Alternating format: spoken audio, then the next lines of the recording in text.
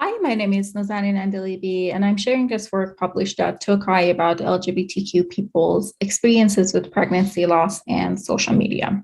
And just as a heads up, this talk includes content about pregnancy loss.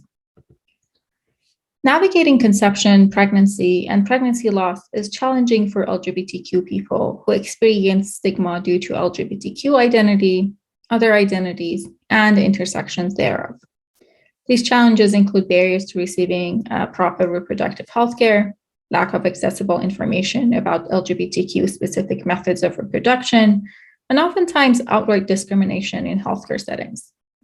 Pregnancy loss is in and of itself a stigmatized experience for anyone, regardless of sexual or gender identity, but may feel uniquely devastating for LGBTQ people considering the unique intentionality, planning, and coordination behind the pregnancy in the first place.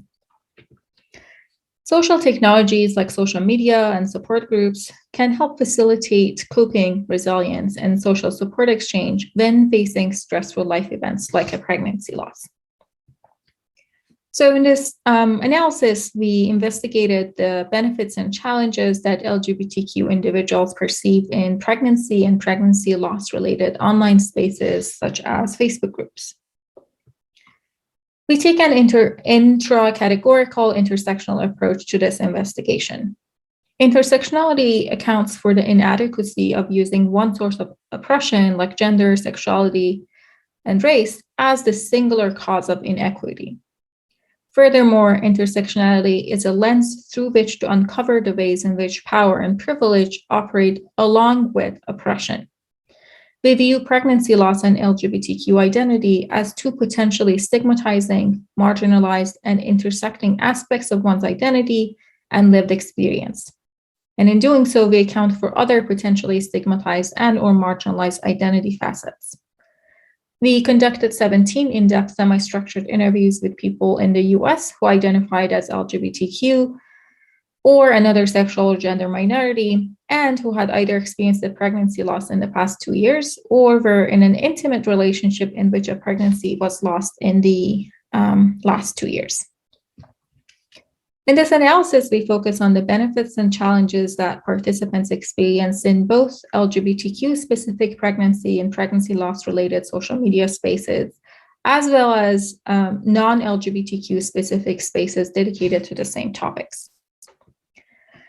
Benefits of LGBTQ-specific pregnancy and loss spaces included a shared sense of identity and experience with other members, leading to supportive online communities, leading to an inclusive, affirming, and safe online community, and a point of research through question asking, answering, and importantly, lurking, and developing an interconnected network of LGBTQ-specific groups.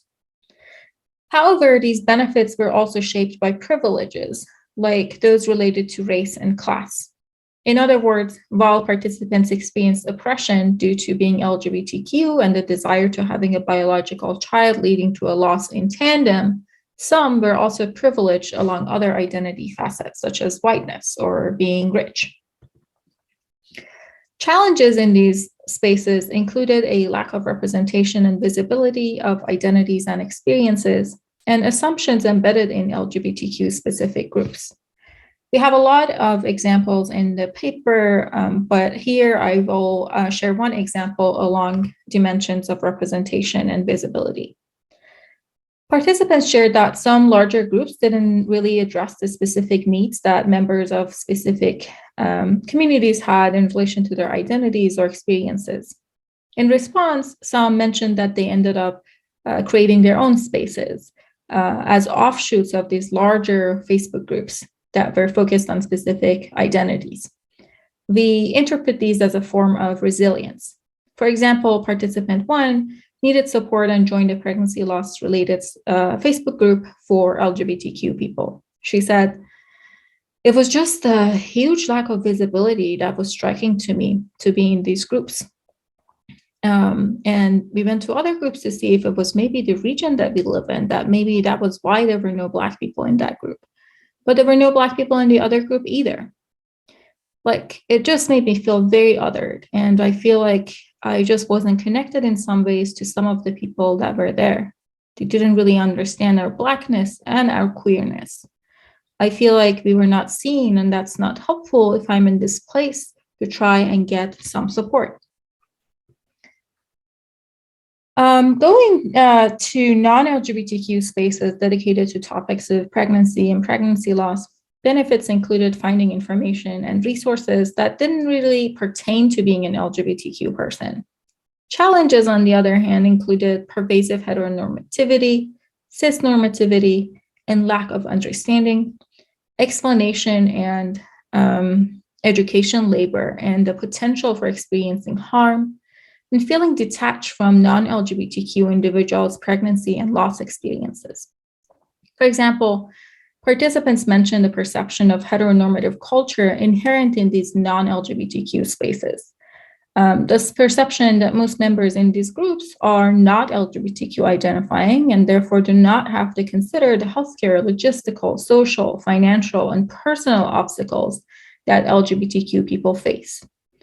Even when non-LGBTQ members experienced similar obstacles, they still benefit from a certain level of privilege afforded by their gender and sexuality.